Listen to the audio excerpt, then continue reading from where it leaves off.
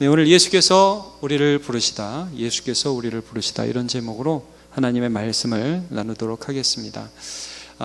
예수님이 우리를 믿음의 자리로, 예수를 믿는 자리로 부르시죠. 이제 우리가 믿음하면 이제 오해를 할 수 있습니다. 기도를 많이 한다거나 이제 봉사를 많이 한다는 것은 이제 믿음이 그렇게 나타날 수도 있지만 아닐 수도 있는 겁니다, 여러분. 이제 믿음이 좋다 하는 것들이 예수님을 더 많이 알고 예수님을 더 좋아하게 되고 믿음의 대상이 좀 더 분명해져서 그것이 기도하는 것으로 나타날 수도 있고 그것이 봉사하는 것으로 나타날 수도 있습니다. 여러분 그렇게 하고 계시지요? 네, 그렇게 믿고 싶습니다. 그런데 이제 만약에 그것이 마치 바리새인이 그랬던 것처럼 나 이 정도 해, 나는 쟤보다 기도를 많이 해, 나는 쟤보다 구제를 많이 해, 나는 쟤보다 착해, 이런 식으로 가면 그건 믿음이 아닙니다. 그것은 우리가 흔히 말하는 자기의죠. 자기의. 그래서 여러분, 믿음이라는 것은 반드시 대상을 정확히 아는 것에서 시작합니다. 내가 믿는 대상이 어떤 분인지를 정확히 아는 데에서 믿음이 적은 것 같지만 시작해서 조금씩 더 자라나는 것이죠. 그래서 요한복음에 보면 우리의 믿음의 대상 예수님이 어떤 분인지에 대해서 굉장히 자세히 처음부터 쭉 말하고 있습니다. 말씀하고 있습니다. 여러분 1절에는 어떤 내용이 나와 있습니까? 태초에 말씀이 계시니라. 그렇죠. 그래서 창조주 하나님, 그 하나님을 드러내신 창조주 아들 하나님, 그러니까 예수님, 우리가 믿는 예수님은 2000년 전에 계셨던 참 좋은 어떤 사람이다, 이 정도가 아니라 창조주이신 하나님이라는 것을 말씀하시고요. 또 어둠의 빛이시다, 죄악의 인간에게 참 진리를 보여주시는 분이시다.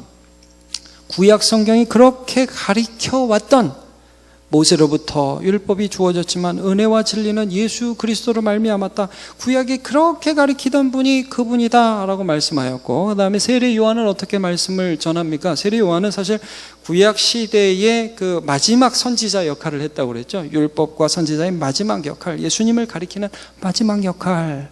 그래서 예수님을 향하여 뭐라고 고백을 했냐면, 보라, 세상 죄를 지고 가는 하나님의 어린 양이다.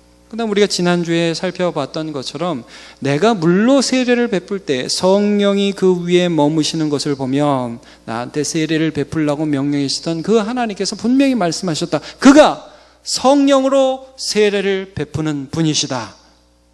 그러니까 쭉 지금 요한복음 1장 서론에서 너네가 생명을 얻어야 되는데 그 생명은 이분을 믿어야 된다, 이분을 신뢰해야 된다. 그래서 계속해서 예수 그리스도를 가리키고 있는 것입니다. 오늘 그 예수 그리스도를 가리키는 이 요한복음 서론에서 또 세례 요한을 통해서 증거하신 이 사역이 누구를 통해서 열매 맺는가 하는 부분들, 구체적으로 세 사람이 나오거든요. 이 사람들에게 어떻게 예수님이 믿어지게 되는가 하는 부분들을 보면서 예수님이 이렇게 사람들을 부르시는구나. 여러분, 구원은 하나님 아버지께서 영원전에 작정하셨습니다. 저와 여러분을 아시고 내가 이 하나님을 떠난, 나를 떠난 이 인간을 구원해야 한다, 영원전에 작정하셨습니다. 그리고 그 작정을 실행하시고 그 작정을 이루셔서 이 땅에 오셔서 우리의 죄를 뒤집어 쓰시고 죽으시고 그의 완전한 순종으로 우리의 의를 이루신 하나님의 작정을 실행하신 분은 아들 예수님이십니다. 그리고 그 아들 예수님이 그 일을 하셨는데 오늘 그 말씀을 우리가 듣고 그 말씀을 우리가 보면서 정말이네, 내 그 예수를 믿어야겠네 라고 그 말씀이 나에게 적용되게 하시는 분은 성령님이십니다. 성삼위 하나님께서 구원의 역사를 이루고 계신 것입니다. 그렇기 때문에 오늘 우리가 예수를 믿을 수 있는 것이죠. 자, 그렇다면 오늘 등장인물이 누구냐? 오늘 본문에 누가 나오느냐? 먼저 세례 요한과 예수님은 당연한 거고요. 그 다음에 세 명이 나오는데 우리 본문의 그 35절에 보면 요한의 제자 2명이 나옵니다. 자, 이튿날 요한이 자기 제자 중 2사람과 함께 섰다가 라고 나오고, 맨 끝에 보면 베드로가 나와요. 그건 좀 이따 보고요. 자, 여러분 35절 36절 두 절을 한번 읽어볼까요? 시작. 또 이튿날 요한이 자기 제자 중 두 사람과 함께 섰다가 예수께서 거니심을 보고 말하되 보라 하나님의 어린 양이로다. 자, 제자 두 사람이 나온다고 그랬죠. 근데 이 제자 두 사람 중에 한 사람은 안드레라는 것을 알 수 있어요. 어디를 보면 알 수 있냐면 여러분 좀 뒤에 보세요. 40절을 한번 보세요. 40절 보면 이렇게 나와 있죠. 요한의 말을 듣고 예수를 따르는 두 사람 중에 하나는 시몬 베드로의 형제 안드레라. 안드레라는 사람이 나오잖아요. 그러니까 제자 중에 둘이 예수님을 쫓아가는데 그 중에 한 사람은 안드레라. 또 한 사람은 누구게요? 네, 잘 아시네요. 아시는 분들도 계시네요. 자, 이 또 한 사람은 요한복음의 기자인 요한입니다.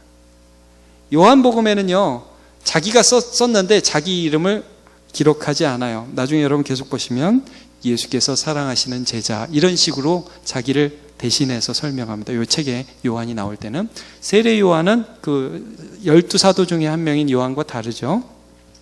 그래서 요한과 안드레가 예수님을 따르게 되고 나중에 예수님을 따라 보니까 이분이 정말 메시아라는 걸 깨닫고 안드레가 베드로를 다시 예수님께 데리고 오는 그 장면까지가 오늘 부분입니다.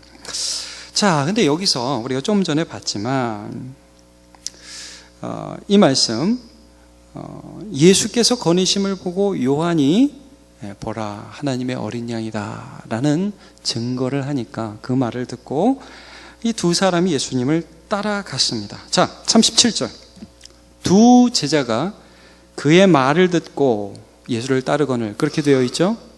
네, 여러분 이건 너무나 당연한 것이지만 한번 그냥 지나가는 의미에서 한번 짚겠습니다. 두 제자가 왜 예수님을 따랐죠?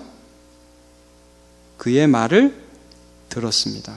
다시 한번 강조합니다. 여러분, 믿음은 들음에서 나고 들음은 그리스도의 말씀으로 말미암는 것입니다. 이들에게 그리스도의 말씀이 들려지기 시작했습니다. 이 세례 요한이 계속해서 증거한 것은 무엇이냐면 야, 너네들 유대인들이잖아. 너네 이스라엘 사람들이잖아. 너네들이 그렇게 보고 그렇게 상고하는 이 성경, 그들이 본 성경은 당연히 구약 성경이겠죠. 이 성경은 예수님이 오실 것이라는 것에 대한 말씀이야.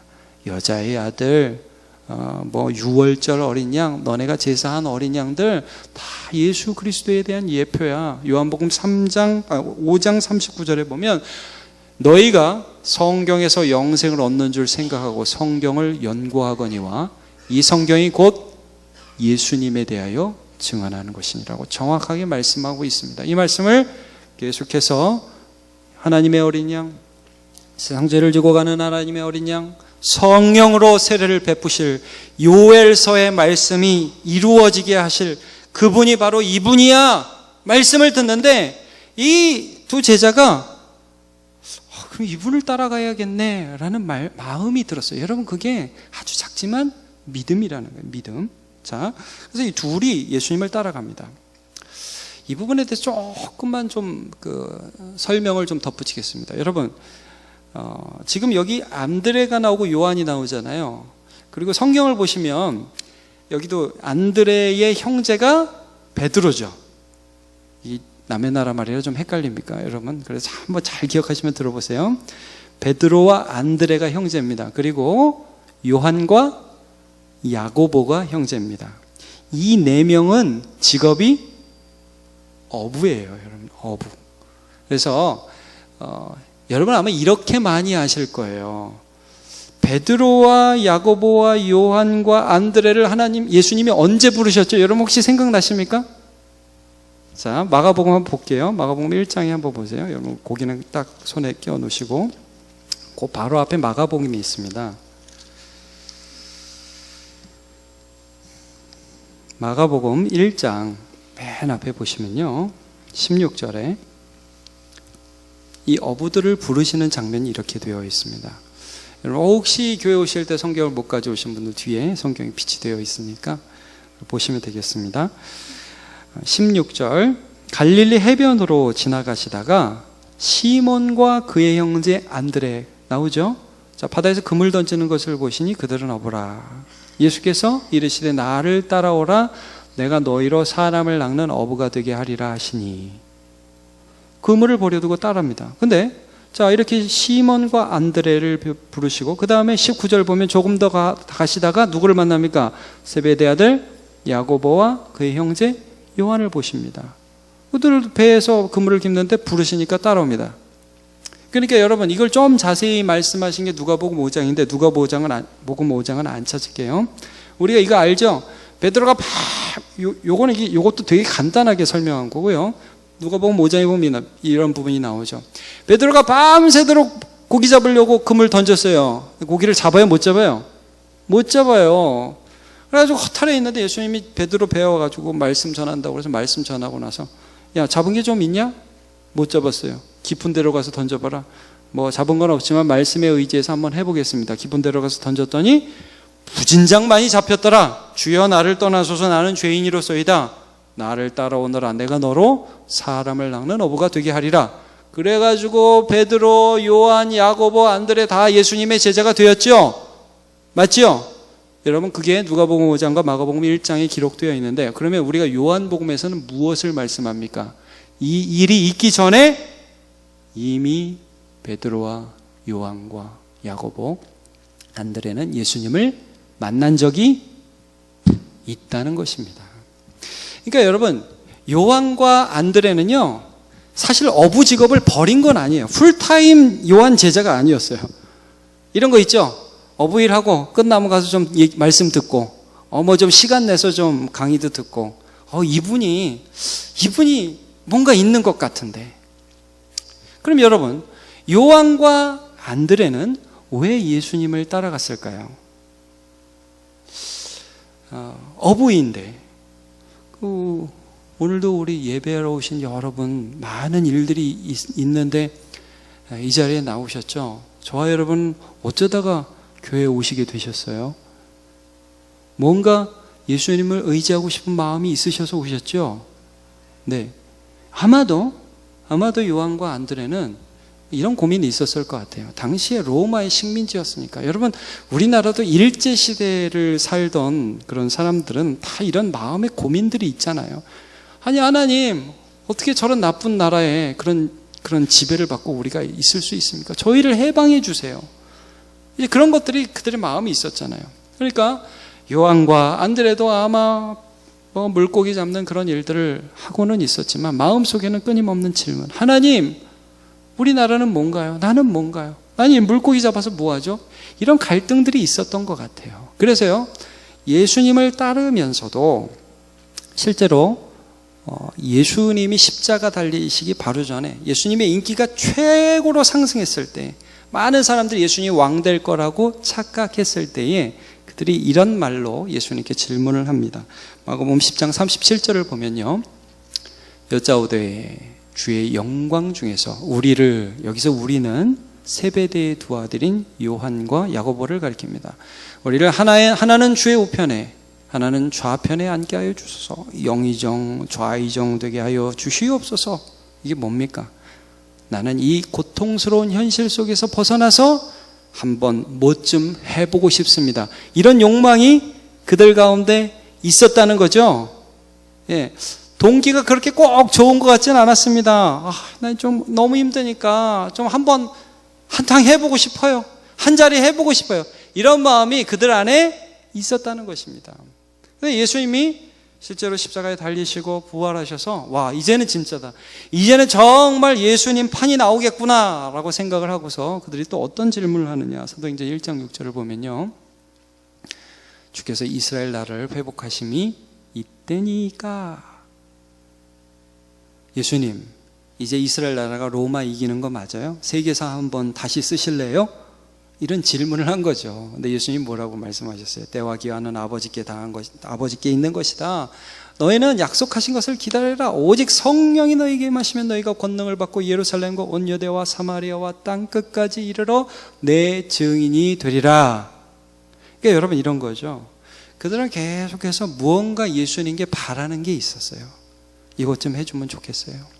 병 좀 났으면 좋겠어요. 돈 좀 벌었으면 좋겠어요. 정치 좀 바뀌었으면 좋겠어요. 이것 좀 됐으면 좋겠어요. 직장 좀 잘 됐으면 좋겠어요. 이런 바람이요, 여러분, 요한과 안드레가 없었던 게 아니라고요. 그런 게 있었다는 거예요. 그럼 한번 물어볼게요. 우리는 그런 걸 바라게요? 안 바라게요? 네, 바라죠. 그런 거 바라서 오셨죠? 네, 아멘. 네. 너무 힘드니까 그런 바람이 있어요, 우리가. 아니, 자식 문제 보면 막 속이 뒤집어지는데 어떻게 해요? 예수님 붙들어야죠. 그래서 너무 힘들어서 요한 찾아간데 요한이 예수님이라고 그러니까 얼떨결에 예수님 찾아간 거예요, 이 사람들이. 네, 여러분. 여기서 예수님이요. 그래, 너 힘들었어. 그 문제 내가 해결해 줄게. 딱딱딱 그 문제를 해결해 주는 게 아니라 예수님을 알려주세요. 그러니까 너희가 믿어야 되는 분이 누군지를 알려주세요. 여러분, 우리도 교회 다니면서 그런 고민이 있죠. 하나님, 나 지금 너무 여기가 아픈데 여기만 딱 낫게 해주시면 좋겠는데. 근데 여러분, 거기만 딱 나오면 그 다음부터 그 사람이 교회를 안 나올 확률이 굉장히 높습니다. 예. 중요한 건 이제 그 과정 속에서 어떤 분을 발견하느냐죠. 자, 이 사람들이요, 예수님을 쫓으니까 예수님이 질문을 하세요. 38절 보세요. 예수께서 돌이켜 그 따르는 것을 보시고 물어 이르시되 무엇을 구하느냐 이르되 랍비여 어디 계시오니까 하니 랍비는 번역하면 선생이라 이렇게 되어 있습니다. 자, 이 굉장히 선문답 같은 질문과 대답입니다. 예수님이요 이렇게 물어보세요. 두 명이 따라오니까 뻔하죠. 예수님 보면 알죠. 얘들이 뭘 구하는지. 속에 뭐 여러 가지 질문들이 있잖아요. 근데 정리를 해주시는 질문이에요.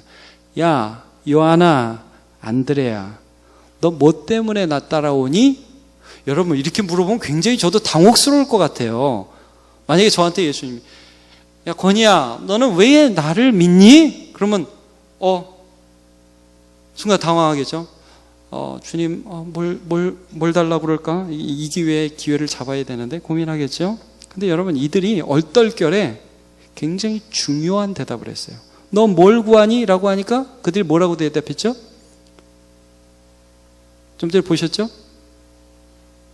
로마를 이기기를 원합니다. 주님, 어부사업 잘 되게 해주세요. 그게 아니라 뭘 구했죠? 뭐라고 불렀어요, 예수님을? 랍비요.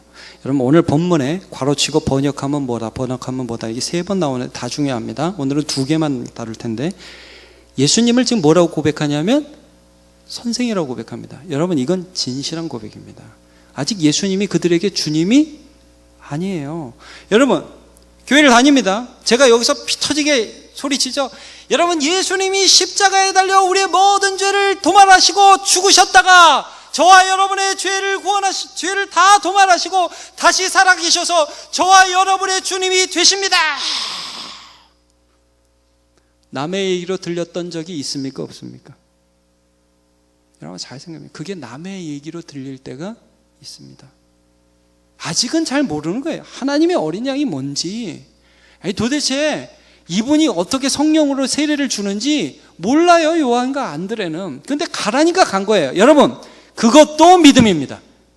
그러니까 가라고 그러니까 갔어요. 갔는데 뭘 어떻게 대답을 해? 뭘 원하느냐 하는데 이 사람들이 지금 기가 막힌 대답을 한 거예요. 랍비요, 어디 계십니까? 이 말은 무슨 말이죠? 좀 같이 있고 싶은데요, 이 말입니다. 저는 예수님이 뭘 줄지는 모르겠는데 이상하게 예수님을 따라가면서 이런 마음이 드는 거예요. 저분하고 같이 있고 싶다.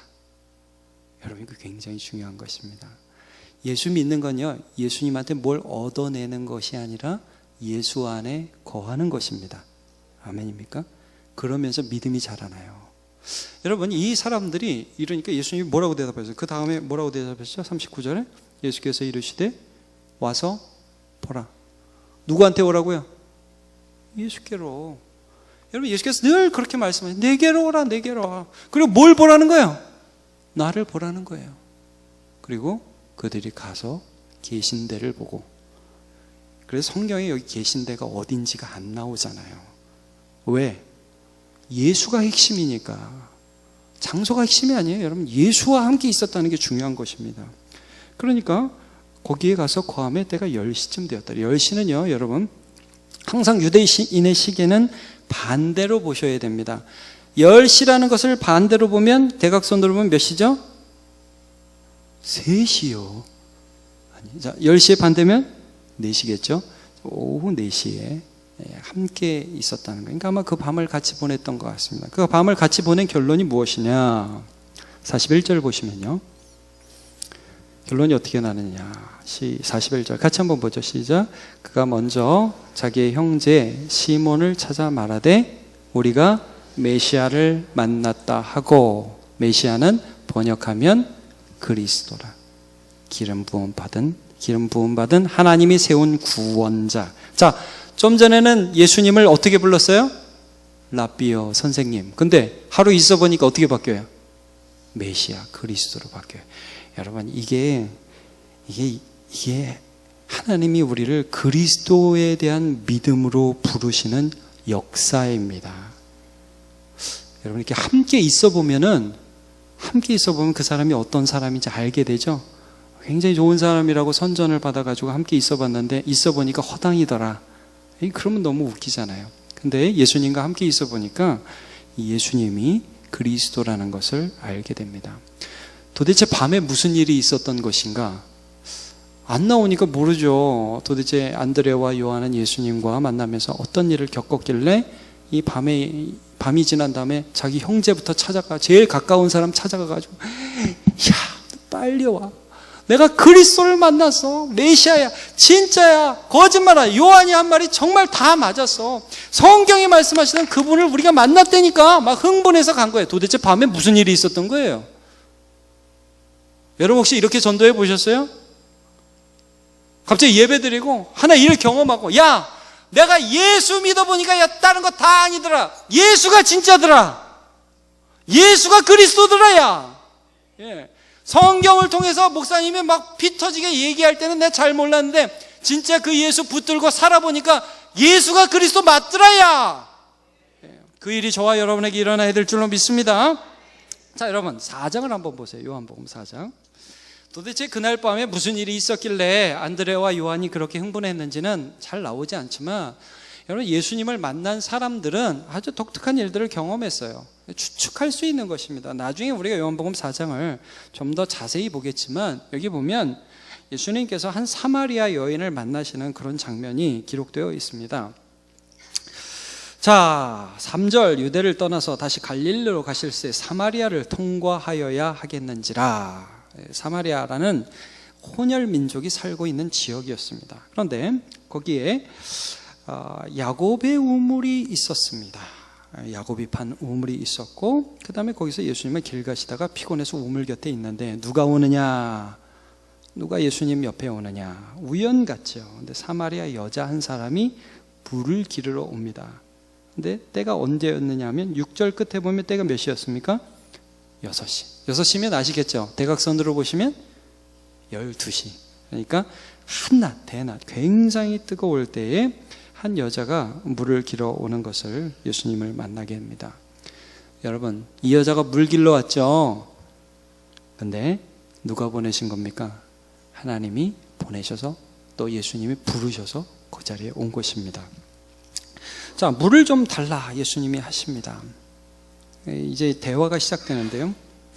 자, 이 여자는 이 예수님과의 대화 속에서 굉장히 좀 생뚱맞은 대답을 합니다. 이 여자가 정말 필요한 것은, 이 여자는 뭐라고 생각했냐면 늘 물 길러 오는 게 너무 싫은 거예요. 근데 예수님과 대화하다 보니까 무슨 얘기를 하시냐, 무슨 말씀을 하시냐면 10절쯤 보시면 예수께서 대답하시되 이르시되 내가 만일 하나님의 선물과 또 내게 물을 좀 달라 하는 이가 누구인 줄 알았더라면, 지금 내가 물 달라고 그랬죠. 예수님이 네가 예수를 알았더라면 그에게 구하였을 것이요 그가 생수를 내게 주었으리라. 그러니까 눈이 번쩍 띄는 거예요. 내가 지금 동네 사람 보기 창피하고 그래서 낮에 아무도 없을 때 맨날 12시마다 이거 들어오는데 아주 지겹고 힘들어서 미칠 것 같은데, 이분이 재밌는 말씀하세요. 야, 너 내가 누군지 알아? 이런 말. 너 내가 누군지 알아? 나를 알았으면 내가 너한테 생수를 주었을 텐데. 이 여자는 순간 이분에게 가면 내 필요가 채워지겠다라는 생각을 하기 시작해요.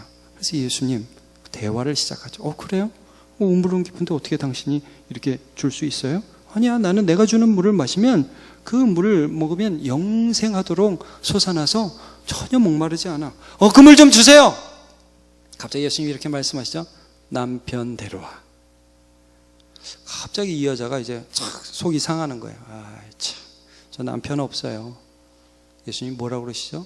여기서부터 계속 보시면 예수님은 지금 이 여자에게 예수님이 누군지를 알려주세요. 자, 17절.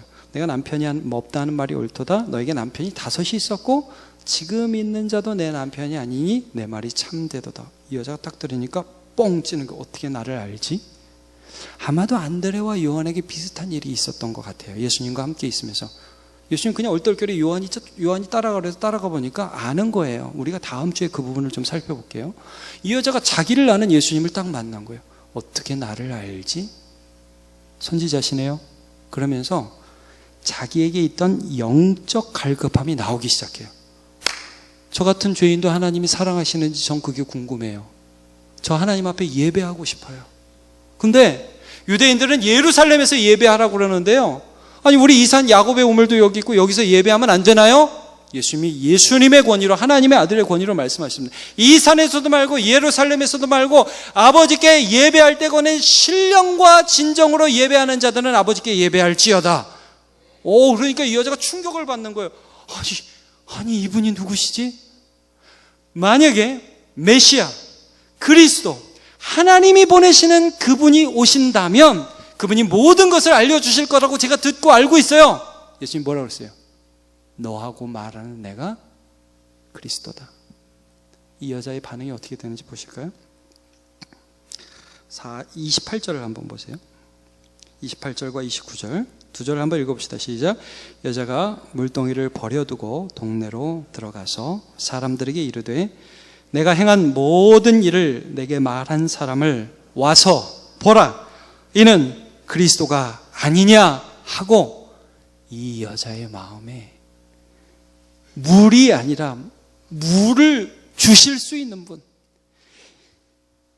그냥 이 물리적인 어떤 물이 아니라 이 영에서부터 생수를 솟아나게 하실 수 있는 분, 나의 모든 외로움, 부끄러움, 남편이 5이 있었으니까 얼마나 부끄러웠겠어요. 저 여자 더럽다고 모두 다 손가락질 할 거 아니에요.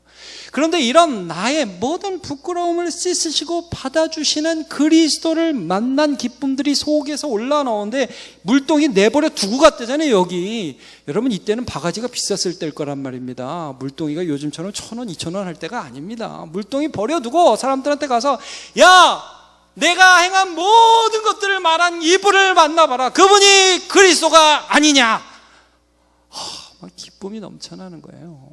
여러분, 이 일이 안드레와 요한에게 일어났던 것입니다.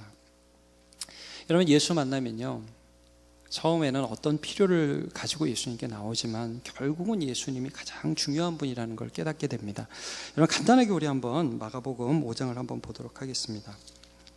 마가복음 5장을 한번 찾아보시죠. 25절부터 보면 12의 혈루증으로 고생했던 한 여인이 나옵니다. 마가복음 5장 25절부터 보면 12해를 혈루증으로 앓아온 한 여자가 있습니다. 이 혈루증이라는 것은 많은 학자들이 아마도 여자의 생리현상이 끊이지 않고 계속되는 것일 것이다라고 추측을 합니다. 어쨌든 몸에서 피가 나오는 그런 병입니다. 26절 보면 많은 의사에게 많은 괴로움을 받았고 가진 것도 다 허비하였습니다. 그러니까 이 여자의 마음이 굉장히 많은 상처로 점철되어 있을 것이라는 것을 우리가 짐작할 수 있습니다.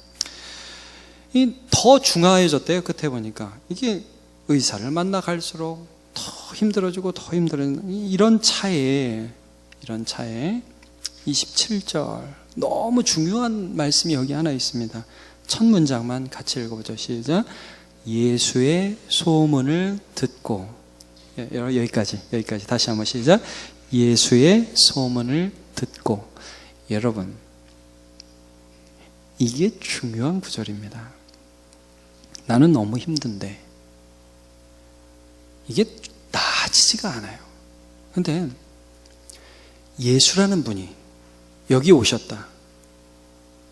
세례 요한이 내 뒤에 오시는 분, 성령으로 세례를 베푸시는 분, 하나님의 어린 양, 그분이 진짜 활동을 시작하셔서 세리와 창녀들과 함께 식사를 하시고, 그분께 가면 귀신 들린 자들이 귀신이 소리 지르면서 나가고, 그분은 사랑이시고 그분은 능력이시고, 아니 듣자 하니 그분은 제자들과 함께 바다를 건너시다가 바람과 물결을 향하여 명하시니까 바람과 물결이 잔잔해진다고 하는데, 그분이 여기 오셨다는 소문을 들었습니다. 근데 믿음이 생기네요. 여러분, 그녀의 마음에, 여러분, 이 여자가 누구를 찾아간다는 것은 할 수 없는 일입니다. 왜? 너무 실망을 많이 했으니까. 용하다는 의원 많이 찾아가 보면 여러분 이렇잖아요. 병원 여기저기 자꾸 찾아가다 보면 마음에 실망이 되잖아요. 안 되는데 뭐 누가 와가지고 야 이거 해봐 그러면 야 그거 해봤어 막 이러잖아요. 그런데 예수에 대한 소문을 듣고 마음에서 믿음이 일어납니다. 이 여자가 한 행동을 보면 그게 믿음이었다는 것을 알 수 있습니다. 여러분 26절과 27절을 보면요, 27절을 보면요, 나머지를 읽어볼게요. 무리 가운데 끼어 뒤로 와서 그의 옷에 손을 대니, 28절, 이는 내가 그의 옷에만 손을 대어도 구원을 받으리라 생각함일러라. 여러분, 이게 왜 믿음이냐면요, 이 여자가 이런 식으로 오지 않았어요. 내가 재산 한번 마지막으로 긁어 모아가지고 한번 가봐, 한번 나 좀 고쳐주세요, 한번 해봐요, 이렇게 가지 않았어요. 너무 부끄러운데 낫고 싶어요. 여러분, 낫고 싶은 마음 자체는 절대 나쁜 게 아니에요. 여러분, 예수께 와서 병 낫고 싶은 마음 절대 나쁜 거 아닙니다. 예수께서 주신 형통 바라는 것 절대 나쁜 거 아닙니다. 그런데 여러분, 이 낫고 싶은 마음과 함께 이 여자에게 지금 어떤 마음이 생기고 있는지를 잘 보세요. 수많은 의원들, 자기를 고치려 시도했던 수많은 의원들과 차원이 완전히 다른 하나님의 아들에 대한 기대가 있습니다. 예수라는 분이 그런 분이야? 예수가 그런 분이면 내가 그분께 가서 이렇게만 해도 그분은 하실 수 있어. 믿음이 없이는 하나님을 기쁘시게 할 수 없나니 하나님께 나아가는 자는 반드시 그가 계신 것과 그가 자기를 찾는 자들에게 상 주시는 이심을 믿어야 할지니라. 마음에 그 예수에 대한 믿음이 있는 거예요. 그래서 무리를 비집고 몰래 가서 요거 만진 거예요. 만졌어요. 그랬더니 어떻게 됐습니까? 혈로의 근원이 끊어진 것을 그녀가 스스로 느끼게 되었습니다. 예수님이요, 그걸 딱 예수님이 자기에게서 그 능력이 나간 걸 아시고 지금 굉장히 사람들이 많고 사람들이 막 예수님을 옆에서 막 너무 많으니까 막 밀고 땡기고 하는 그런 상황이었거든요. 제자들한테 야, 지금 누가 고침받았다, 지금 내게서 능력이 나갔다, 누구냐? 아니 예수님, 인간들이 이렇게 많은데 여기서 누구냐 그러면 어떻게 하세요? 정말 예수님은 눈치도 없으셔. 그랬단 말입니다. 근데 예수님이 아니다 그러니까 이 여자가 자기가 한 것을 이실직고하죠. 근데 예수님이 그 여인에게 중요한 말씀을 또 하십니다. 34절, 예수께서 가라사대 따라 내 믿음이 너를 구원하였으니 평안히 가라. 내 병에서 놓여 건강할지어다. 따라 내 믿음이, 네가 병이 나으려는 소망, 그 소망을 누구를 향해서 가졌다? 예수를 가졌다. 예수가 누구냐? 여러분, 이 이스라엘 백성들에겐 예수가 누구냐가 이슈예요. 예수가 누구냐? 그는 그리스도시다. 여러분, 성경을 보시오. 다윗의 자손 예수시여. 바디메오가 그렇게 소리 질렀습니다. 하나님이 보내고자 하는 그 그리스도, 그 기름 부음 받은 자, 왕이며 선지자이며 제사장이며 우리의 모든 문제에 대해서 근원적인 해결을 해주실 수 있는 그분, 여러분, 그분을 바라보는 것이 믿음입니다. 그를 아는 것이 믿음입니다. 여러분, 세상을 다 알아도 예수를 모르면 아무것도 모른다는 말씀이 그래서 나오는 것입니다. 질문을 하나 해보겠습니다. 여러분, 12해 혈루증 걸렸다가 고침받은 이 여인, 그 다음에 병에 걸렸을까요? 안 걸렸을까요? 그 다음부터는 만병통치, 감기도 한 번 안 걸리고 50견도 안 오고 당뇨, 혈압, 디스크 완전 자유하게 살다가 100살에 죽었을까요? 그 여자 아마 말년에 디스크로 고생하지 않았을까? 성경에는 안 써 있는데. 근데 여러분, 그 다음에 병이 걸렸을 때 그 여자는 누구를 찾았을까요? 예수를 찾았습니다. 안 봐도 압니다. 안 봐도. 죽으면서 누구를 붙들었을까요? 예수를 붙들었습니다. 안 봐도 비디오입니다. 그건. 여러분, 우리가 성경을 읽고 그 성경 말씀을 의지해서 우리의 삶의 순간순간마다 와서 보라 그러시잖아요. 예수님께 와서 예수님 뭘 하는지 보라고 그러시잖아요. 그렇게 해보고, 그러면서 예수께서, 이 성경에 기록된 이 예수 그리스도께서 오늘 살아계신 나의 메시아, 나의 그리스도라는 것을 경험하고, 그래서 결론이 뭡니까? 결론이 내가 나았다, 결론이 내가 잘 살았다, 결론이 내가 회복되었다가 아니라 결론이 예수 그리스도입니다. 그렇게 돼서 내 삶에 예수가 크게 보인다, 문제보다 예수가 크게 보인다, 어려움보다 예수가 더 크시더라, 나는 예수 붙들겠다. 믿음입니다. 믿음. 여러분, 로마서 1장 17절에 분명히 말씀하시죠. 복음에는 하나님의 의가 나타나서 믿음으로 믿음에 이르게 하나니 기록된 바 오직 의인은 믿음으로 말미암아 살리라 함과 같으니라. 여러분, 말씀을 듣는 자리로 오시기를 바랍니다. 그리고 그 말씀을 듣는 자리에서 예수를 만나는 자리로 가시기를 바랍니다. 그 자리에서 그 길 끝에서 다시 한번 예수를 만나서 믿음으로 믿음에 이르게 하는 것이 무엇인지, 의인은 오직 믿음으로 말미암아 사는 게 무엇인지 날마다 경험하십시오. 어제 제가 이제 장례를 갔습니다.